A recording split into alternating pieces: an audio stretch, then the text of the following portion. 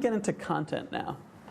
I talk so much about great content, and great content truly can be the key to bringing a ton more traffic and clients to your business. But what do I mean when I say that? I'm going to give a couple of case studies. This is a recycling company that we worked with for a very long time, and the second biggest recycling website online. Now, our challenge here was to make recycling interesting, sexy, something that people would want to read. Now, frankly, recycling is not very interesting, maybe if you really get into it, but to most people, if you want to talk to them about recycling, they're going to not be particularly interested. But there are ways to make it very interesting. And we mostly focused on the angle of recycling as anything that's repurposed, that's not just thrown out. So in this case, we looked at cars. And when cars are not just thrown into the scrap heap, and instead used to make some really lucky 10-year-old kid a bed, some sort of weird person a flower bed, furniture made out of street signs. On the right, we have telephone books that are carved, made into art. These are just sort of quirky little oddities, really just interesting little things. Each one of these got more than 200 shares. That's why I picked them. They were like above that arbitrary number of 200 shares on social bookmarking sites. This was back when Digg was popular, D-I-G-G.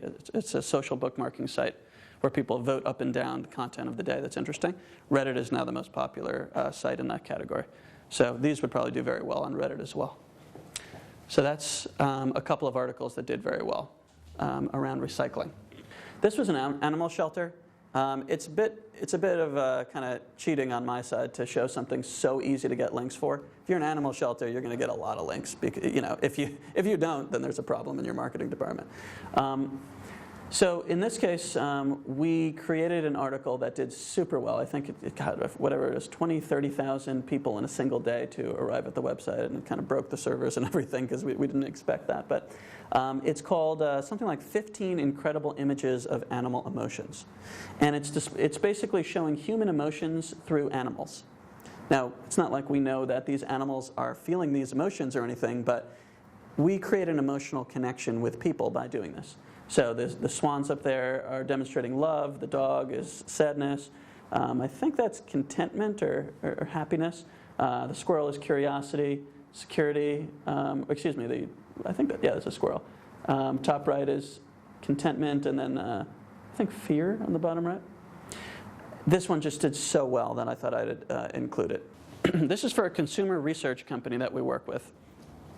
And it's an infographic that, again, just somebody came up with this really cool idea called 50 Years of the Most Popular Christmas Toys. Now, design went into this because they decided to make it look like a Candyland board or whatever you might call it. And they simply feature from 1960 to 2010 or whatever it is, the #1 most sold Christmas toy. This also went viral.